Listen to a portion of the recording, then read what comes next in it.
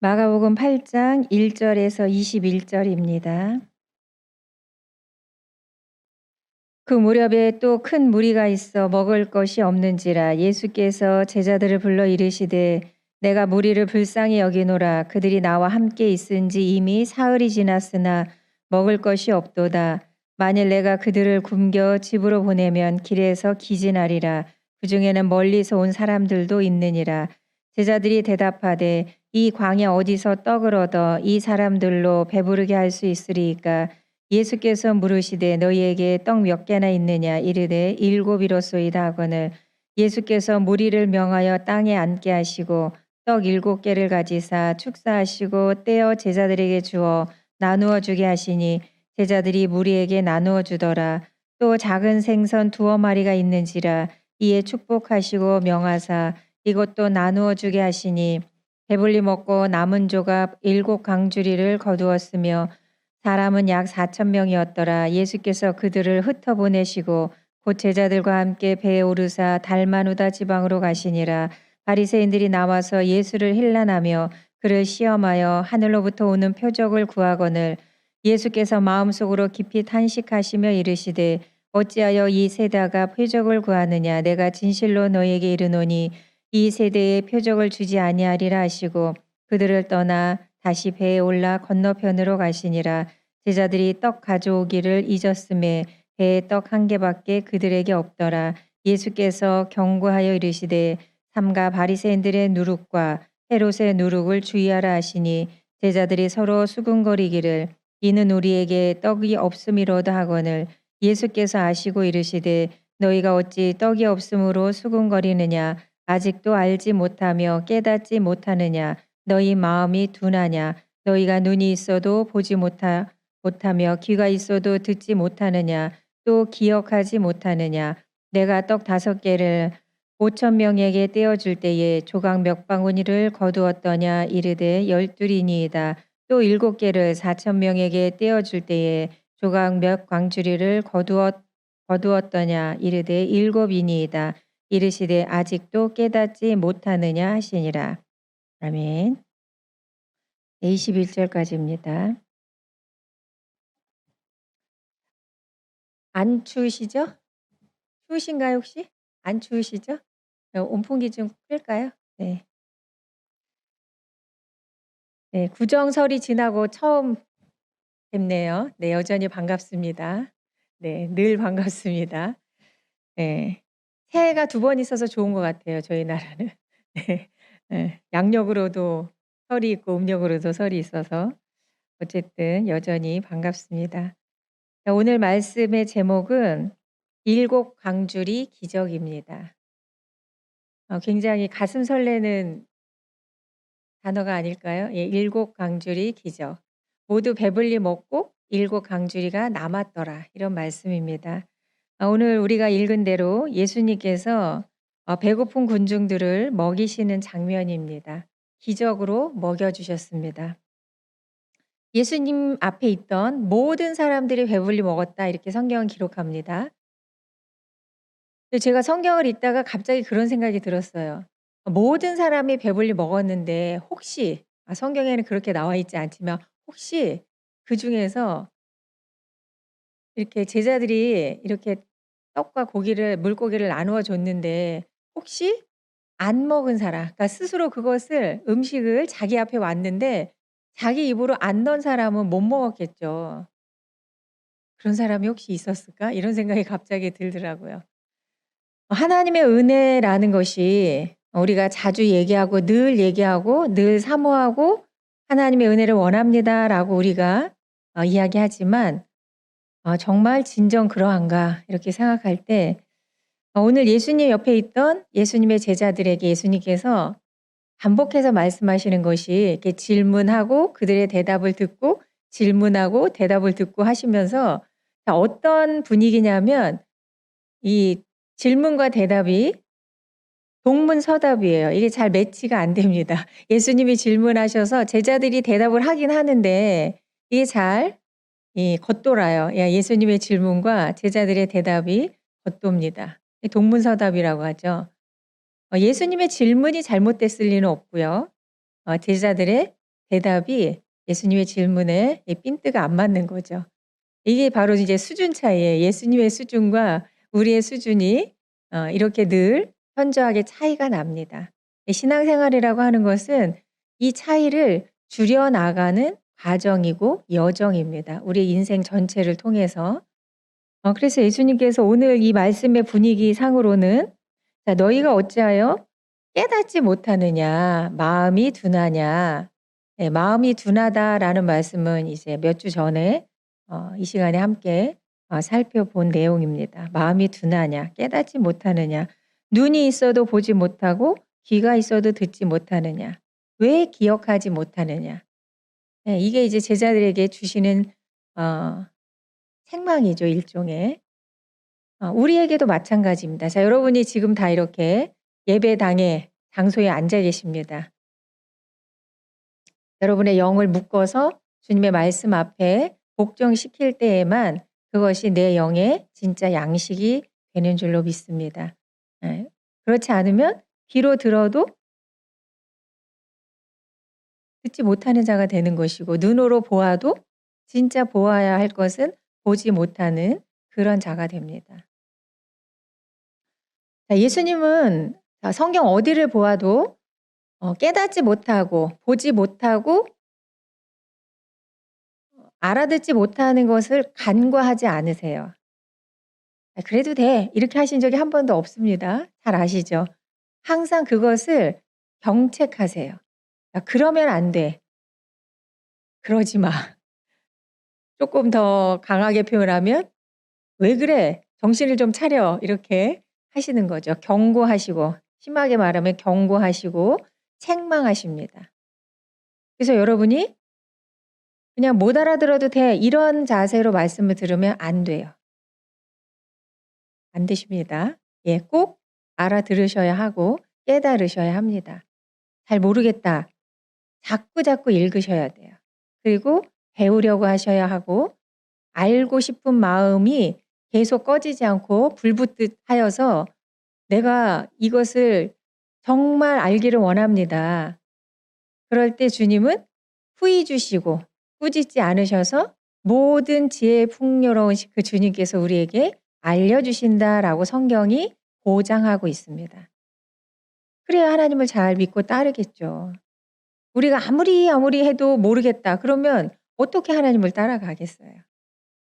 물론 하나님의 모든 것을 알 수는 없으나 우리가 신자된 자로서 하나님의 백성으로서 살아갈 수 있는 모든 지식과 지혜를 하나님은 우리에게 허락하신 줄로 믿습니다. 그래서 오늘 이 말씀도 반드시 여러분이 깨닫고 알아서 듣고 보고 돌아가시는 시간이 되었으면 좋겠습니다. 자, 7 강줄이 기적이라고 제가 말씀의 제목을 정한 이유는 이것이 우리 신앙을 가진 하나님을 믿는 우리 성도들이 가져야 할 비전이라고 생각을 합니다. 여러분이 소망하고 그리고 경주해야 할 그런 모습이어야 한다라는 거죠. 나 그냥 이대로 살다가 죽을래. 이렇게 하시면 안 된다는 거예요. 7 강줄이 기적. 기적이에요, 이것은. 누구로부터 옵니까? 예수님으로부터. 우리가 스스로 그것을 쟁취하는 것이 아니에요. 전혀 다른 이야기입니다. 여러분의 신앙을 향한 열정과 수고와 노력이 그것으로 7 강줄이 기적을 이루는 것이 아니라 그 시작과 그 근원이 그 보장을 하나님이 하셨다는 것이에요. 거기서부터 시작합니다, 기독교는. 이게 방향이 바뀌면 전혀 다른 이야기가 되는 것이에요. 하늘에서 우리에게 내려오신 것이 먼저예요. 그래서 그것을 받은 우리가 그것을 가지고 동참하는 거죠. 그 하나님이 우리에게 내려주신 것에 우리가 우리의 육신의 생각과 본성을 죽여서 거기에 동참하는 것입니다. 그래서 위에서 아래로 내려오는 것이 먼저 있어야 하는 것이에요. 그럴 때 그 새 생명을 가진 우리는 그 일에 동참할 때에 실제 나의 현실에서 내 삶에서 그것이 경험되어지는 것, 그것이 신자의 삶입니다. 그것은 기적이에요. 위에서 내려오는 것. 여러분이 우리 옛날 조상들처럼 대한민국 옛날의 조상들처럼 아무리 나무에게 돌에게 또는 뭐 태양에게 아무리 정말 100% 1000%의 진심을 담아서 구한다고 해도 아무것도 내려오지 않습니다. 하늘에서 내려줘야 그것이 내려오는 거예요. 하나님이 주셔야 내려오는 것입니다.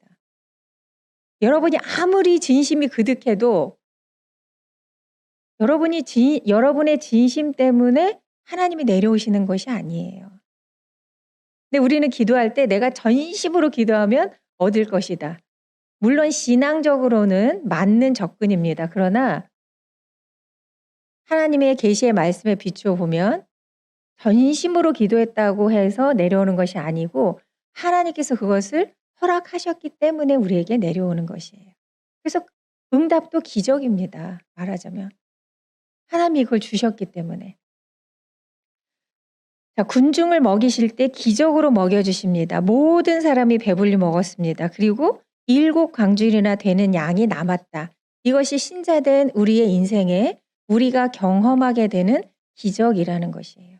여러분 어떠세요? 여러분의 지금까지의 인생, 앞으로의 인생도 남으셨지만 지금까지의 예수 그리스도를 믿고 하나님의 자녀가 된 이후에 내 인생에 나는 내가 배불리 먹고 7 광주리가 남은 기적의 인생이다 라고 고백하실 수 있을까요? 어떠세요? 고백하실 수 있는 분이 많으리라고 저는 생각합니다. 저는 그렇게 고백할 수 있어요. 제 인생이 예수님을 믿고 하나님의 자녀가 된 이후에 제 자신의 인생이 배불리 먹고 그것이 7 광주리나 남아서 그런 풍성한 충만한 삶이 되었다. 그런 기적을 이미 경험했다라고 자신 있게 고백할 수 있어요. 앞으로도 그럴 것이라고 믿어 의심치 않습니다. 자, 이 7 광주리가 남았다라는 것은 물론 처음 이 들판의 현장에서는 정말 물리적으로 음식을 말하는 거예요. 정말 실제 음식이 있었어요. 그래서 그것이 정말 육신의 배를 채워줬습니다. 우리가 오병이어의 기적을 통해서도 말씀드렸듯이 그 기적의 본래 가지고 있는 하나님의 의도는 육신의 떡에 만족하는 것이 아니라 지금 너희들의 눈앞에서 너희의 육신의 배를 채우시는 이 분이 기적으로 이 일을 행하고 있는 이 분이 정말 너희들의 영혼의 생명의 떡이다 라는 것을 예표하고 가르쳐주는 더 깊은 뜻이 있다. 그래서 예수님이 행하신 모든 기적을 표적이라고 부릅니다. 예, 그냥 기적이라고 단순히 이야기하지 않고 그분이 진정한 구주시며 구원자이시며 우리의 주인이시라는 그것을 나타내는 사인이에요. 표적입니다. 그래서 이 예수님이 살아계실 당시에 지금 성경에 기록된 이것은 정말 물리적인 떡이에요. 빵이에요. 배를 채우는 육체의 양식이에요. 그러나 제가 지금 여러분에게 말씀드리는 신자된 자의 삶의 비전이어야 된다. 7 광주리 기적이 라고 할 때 그 말은 그 육체의 배부름을 넘어서는 이야기입니다. 여러분이 어떤 형식으로든 사람마다 다 다를 거예요. 어떤 사람은 그것이 정말 물리적인 돈, 물질의 개념으로 풍부하게 그것을 채워주시는 인생도 있을 것이고 또 어떤 인생은 그 내면에 누구도 앗아갈 수 없는 그런 평강과 평안으로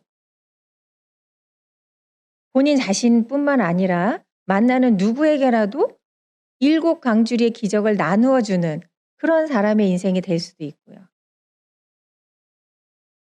정말 사람마다 하나님께서 그 광주리에 어떤 것을 담아서 채우시는지는 각자마다 다 다를 것입니다. 그러나 분명한 것은 모두 배불리 먹고 자신뿐만 아니라 자신이 먼저 배불리 먹고 그럴 뿐만 아니라 7 광주리나 남아서 거두어 드릴 수 있는 그런 인생이 바로 성도의 인생이라는 거예요. 그것이 여러분의 신앙생활의 비전이 되셔야 돼요.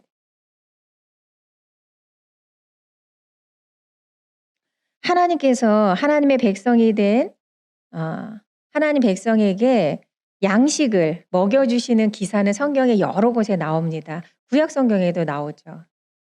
여러분이 이렇게 언뜻 기억나는 그런 기사들이 있을 거예요.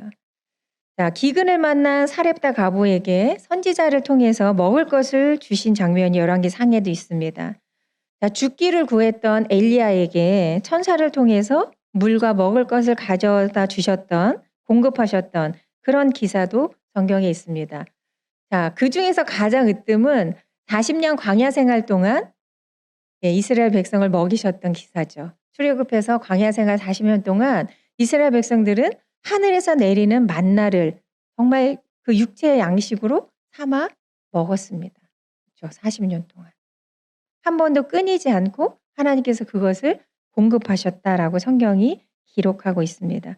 자, 양식의 궁극적인 공급자가 하나님이심을 가르쳐주는 내용이죠. 자, 그런데 이 구약에 내렸던 이 양식과 지금 예수님께서 행하시고 있는 이 들판에서의 이 7광주리 기적의 차이점이 있어요. 뭐냐면 자, 출애굽기 16장 18절에 보면 자, 당시 이 구약의 만나는 각자에게 딱 필요한 양만큼만 제공되었습니다. 그래서 욕심을 내서 거뒀던 사람들은 어떻게 됐죠? 다 그것이 썩어버렸다라고 성경이 기록하고 있습니다.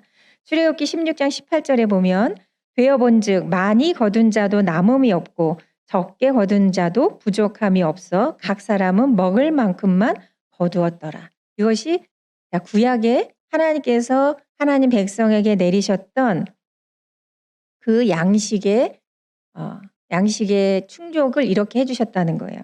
자, 그런데 자, 이 신약에 와서 예수님께서 기적적으로 창출해내신 음식은 오병이의 기적에서도 그렇고요. 다 어떻게 되죠? 먹고 남아요. 예, 먹고 남습니다. 이게 뭐냐면 구약의 성도들보다 지금 이 시대 우리 신약의 성도들 예수님이 오신 다음에 예수님을 믿는 모든 성도들에게 주시는 하나님의 그 현세적이고 미래적인 축복이 훨씬 더 풍성하다는 뜻입니다. 당연히 그렇겠죠. 실체가 오셨으니까. 그렇죠? 진짜가 오셨으니까요. 그래서 이것은 하나님의 경륜이에요. 하나님께서 하나님의 뜻 가운데 이렇게 점점 우리 성도들이 물론 구약의 성도들이 나쁘다는 것이 아니라 하나님의 계획 안에 경륜 안에 그렇게 지금 현재 예수님을 통해서 우리가 받는 복이 훨씬 더 풍성한 복이라는 것은 성경이 증명하고 있습니다. 그래서 우리는 너무 감사함으로 그 풍성함을 받고 누려야 하는 자들이에요. 그리고 훨씬 더 누구에게나 제한이 없이 그것이 열렸잖아요. 구약에는 어떻게 됐어요? 제사장들만 제사를 드릴 수 있었어요. 그러나 지금 우리는 어떻죠? 베드로 사도의 말처럼 우리 각자가 다 그 신분을 갖게 됐어요. 예수님을 통해서. 꼭 제사장을 통해서만이 아니라 내가 내 자신이 누구라도 하나님을 아버지로 부르고 예수 그리스도를 구주로 믿고 이런 인격적인 1:1의 관계가 열렸다는 거예요. 그것을 우리는 누리는 자들입니다. 그래서 예수님은 신약의 많은 말씀을 통해서 우리에게 우리가 받는 예수 그리스도 안에서 우리가 누리는 그 영적인 축복이 얼마나 차고 넘치는지를 성경 곳곳에 우리에게 말씀해 주십니다. 여러분이 잘 아시는 요한복음 10장 10절 내가 온 것은 양으로 생명을 얻게 하고 더 풍성히 얻게 하려는 것이라. 생명을 얻게 하고 에서 끝나는 것이 아니라 더 풍성히. 고린도후서 9장 8절 하나님이 능히 모든 은혜를 너희에게 넘치게 하시나니 이는 너희로 모든 일에 항상 모든 것이 넉넉하여 모든 착한 일을 넘치게 하려 하심이라. 아멘. 하나님께서 우리 믿는 성도들에게 모든 은혜를 모든 전 영역에 이런 얘기죠. 우리 삶의 모든 영역에 모든 은혜를 넘치게 해서 모든 일에 모든 것이 넉넉해서 착한 일을 넘치게 하게 해주신다. 에베소서 3장 20절. 하나님께서는 우리 안에서 힘차게 활동하시면서 우리가 바라거나 생각하는 것보다 훨씬 더 풍성하게 베풀어 주실 수 있는 분입니다. 얼마나 감사한 말씀이에요. 자, 우리가 생각하는 것보다 훨씬 더 풍성하게 베풀어 주실 수 있는 분이에요. 그리고 실제 그렇게 하십니다. 아멘이신가요? 그 경험하셔야 돼요, 여러분이. 빌립보서 4장 19절. 나의 하나님이 그리스도 예수 안에서 영광 가운데 그 풍성한 대로 너희 모든 쓸 것을 채우시리라. 예수 그리스도 안에서 그분에게 모든 부여와 풍성이 있기 때문에 그것을 우리에게 주신다라는 것이에요. 왜 주시죠? 우리를 자녀 삼아 주셨기 때문에. 제가 아이들한테 자주 그런 얘기를 하는데, 야, 너희가 정말 원하고 필요한 것이 있으면 누구한테 얘기하니? 옆집 쌀집 아저씨한테 얘기하니? 슈퍼 아저씨한테 얘기하니? 그러면 슈퍼 아저씨가 뭐야? 너 뭔데? 이렇게 하겠죠. 그러나 부모님, 엄마, 아버지에게 얘기하면 어때요? 아무리 요즘 부모님들은 더 그러시죠. 아무리 돈이 없어도 정말 어디서 달러빚을 내서라도 그것을 해 주시죠. 더군다나 그것이 자녀에게 꼭 필요한 것이라고 생각되어질 때. 부모님은 정말 밤낮을 가리지 않고 투잡, 쓰리잡을 해서라도 그것을 채워 주시잖아요. 왜 그러죠? 부모이기 때문에. 사랑하기 때문에. 하나님과 우리의 관계가 그렇습니다. 그래서 그리스도 예수 안에는 모든 풍성한 것을 우리에게 주십니다. 그래서 우리에게 그 7 광주리 기적이 일어나는 것이에요.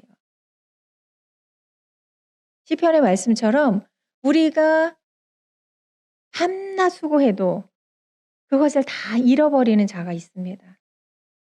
그런데 반대로 손이 수고한 대로 먹을지니라. 내 손이 수고한 것, 내 육체의 힘으로 한 것 같지만 그 수고에 대한 결과를 먹을 수 있는 것도 하나님의 복이에요.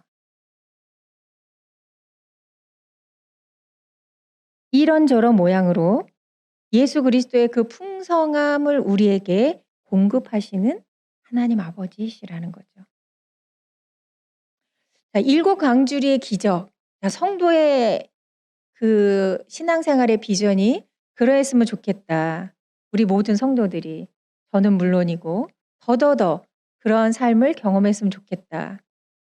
제가 간절히 소원하는 바입니다. 성경에 보면 여호수아 2장의 첫 등장이 창녀로 등장하는 여인이 있습니다. 누굴까요?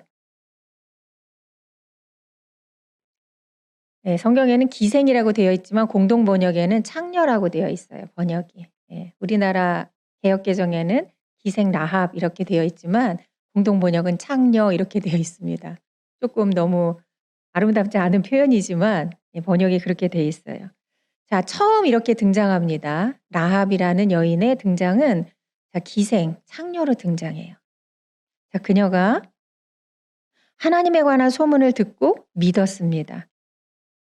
자, 여호수아 2장 9절에부터 그 여호수아 2장에 등장하는데, 자, 이 라합이 이스라엘의 정탐꾼들을 숨겨주면서 뭐라고 얘기하냐면 너희가 믿는 하나님에 관한 소문을 내가 들었다.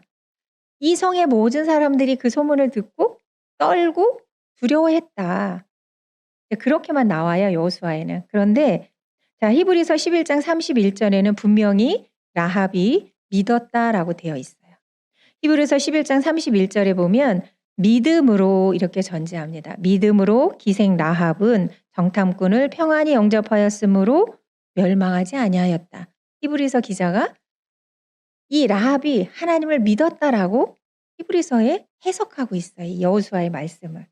라합은 소문으로만 들었어요. 누구한테 무슨 성경 공부를 한 것도 아니고 예수 믿는 집에서 태어난 것도 아니에요. 왜냐하면 그 당시 그 야훼 하나님이라는 신을 믿는 이 민족이 어떤 일들을 그 나라에 일어나더라 하는 것이 이제 그 지방, 그 지역에는 다 이렇게 소문에 소문을 타고 이제 퍼진 거죠. 그래서 이 여리고성 사람들도 그 소문을 들은 거예요. 여리고성까지 온 거죠. 그때 라합은 그 소문을 듣고 믿은 거예요. 여호수아서를 보면 오로지 라합과 그 가정만 살아남았다라고 기억합니다. 기록을 하고 있어요. 그 성에 여리고 성에 그 소문이 다 퍼졌는데 유일하게 라합만 그걸 믿은 거예요. 히브리서 기자의 말처럼 그는 믿음으로 정탐꾼을 숨겨줌으로 멸망하지 않게 된 거예요. 구원을 받았습니다. 그럴 뿐만 아니라 자기의 가족을 지켰어요. 여호수아 6장 17절에 보면 이 성과 그 가운데 있는 모든 것은 여호와께 온전히 바치되 기생 라합과 그 집에 동거하는 자는 모두 살려주라. 이렇게 여호수아가 명령하죠. 그래서 라합과 그의 가족만 유일하게 살아남습니다. 그리고 여리고성은 다 진멸당하죠. 자, 그다음에 마태복음 1장에 보면 예수님의 족보에 이 라합의 이름이 떡하니 나옵니다. 하나님께서 구원자 예수 그리스도를 이 땅에 보내실 때 하나님께서 이 라합을 그 통로로 쓰시는 거예요. 자, 여호수아서의 기생으로 등장했던 이 여인이 하나님을 믿어서 하나님께서 구원의 역사를 이루시는 그 하나님의 구원 역사의 동역자로 하나님께서 선택하셔서 그 라합이 다윗의 조상이 되고 다윗의 후손 중에서 예수 그리스도가 아기 예수님이 탄생하시게 되는 거죠. 여러분 마태복음 1장 예수님의 족보 이렇게 나오는데 거기 보세요. 라합이 떡 나와요. 라합의 이름이. 이게 일곱 강주리의 기적이에요.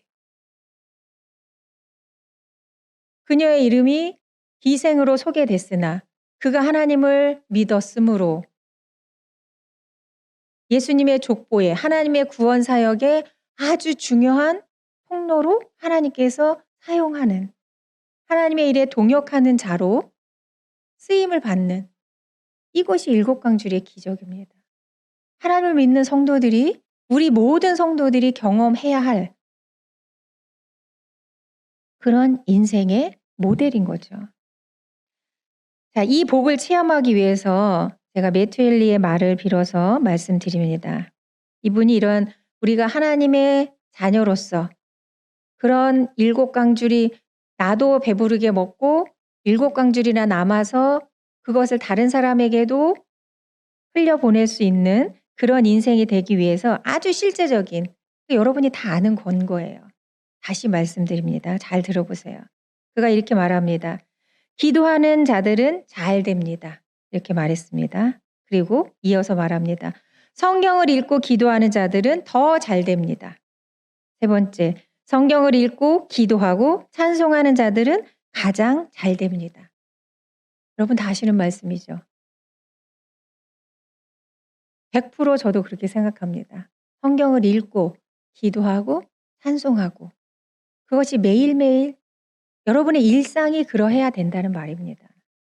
여기 성전에 앉아서 하루 종일 찬송만 하고 기도만 해라 그런 뜻이 아니에요. 여러분의 심령의 상태가 그러해야 된다는 뜻입니다. 여러분의 심령의 상태가 그러해야 돼. 언제나. 예배드리는 주일뿐만 아니라 수요일뿐만 아니라 월, 화, 수, 목, 금, 토, 주일 1월달, 2월달, 3월달 2021년도나 22년도나 언제나 여러분의 심령의 상태가 그러해야 된다는 뜻이에요. 성경을 읽고 기도하시고 찬송을 부르세요. 다 아시는 거잖아요. 근데 안 하시기 때문에 여러분이 하나님의 자녀가 됐음에도 불구하고 나는 내 인생의 풍성함이라는 것은 한 번도 경험해 본 적이 없어. 가장 불쌍한 사람입니다. 제가 늘 말씀드리죠. 가난한 신앙입니다. 여러분, 무엇으로 하나님이 우리 인생을 채우시든 우리의 인생은 차고 넘치는 인생이에요. 그래야 돼요, 실제. 무엇으로 채워지든. 하나님이 그렇게 그걸 위해서 우리를 부르셨는데 여러분이 그것을 경험하셔야 돼요. 그게 돈이 됐든 마음의 평안이 됐든 여러분의 영향력이 됐든 뭐가 됐든 우리는 우리 인생에 그것이 차고 넘쳐서 나도 배부르고 나도 잘 살고 다른 사람도 배불리는, 즉 다른 사람도 잘 살게 하는 그런 인생이 돼야 하는 것입니다. 왜? 우리가 믿는 그 예수 그리스도 안에 모든 충만한 보물이 그분 안에 있고 그 보물을 우리에게 아낌없이 주신다고 약속하셨고 실제 그렇게 주시기 때문입니다. 그래서 우리의 믿음은 예수님을 유일한 생명의 떡으로 삼고 그 떡을 내가 늘 기쁘게 받아 먹고 그래서 그 믿음으로 오늘 이 시간에도 아직 이 땅이 천국이 아니지만 천국을 미리 맛보아 경험하는 그런 인생으로 살아야 한다는 것입니다.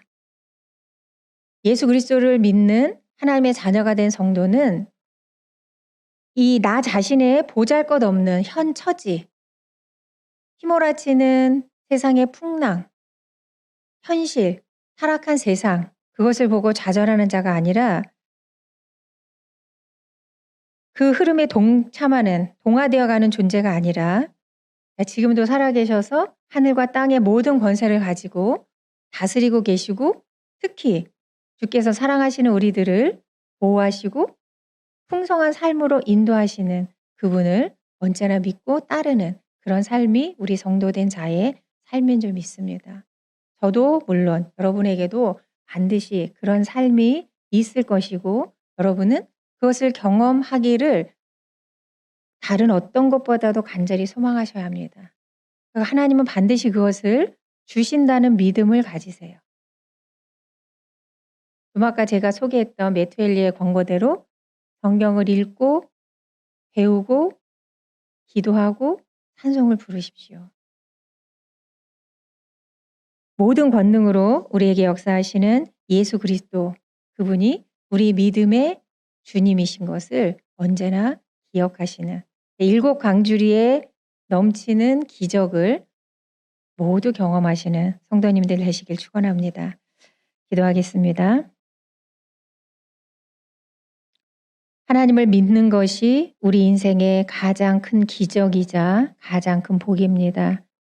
우리는 가장 큰 기적을 체험했고 가장 큰 복을 받은 자들입니다. 그런데 하나님, 우리의 마음이 풍성함 가운데 있지 않다면, 우리의 영혼이 풍성함 가운데 있지 않다면 내 삶의 현실과 세상의 풍랑을 바라보며 좌절하는 자라면 하나님 참으로 부끄러운 모습입니다. 다시 한번 예수님을 통해서 우리에게 주시는 복이 얼마나 크고 풍성한 놀라운 복인지를 말씀을 통해 주셨으니 우리 모든 사랑하는 성도들이 주님 안에서 나 자신이 배불리 먹을 뿐만 아니라 7 광줄이나 남아 그것을 다른 사람에게도 함께 나누고 다른 사람의 삶을 세워주고 축복해주고 그들도 함께 잘 살게 되는 우리의 부요와 풍요와 우리의 충만한 삶을 나누어주는 그런 참된 성도의 삶을 살게 하옵소서.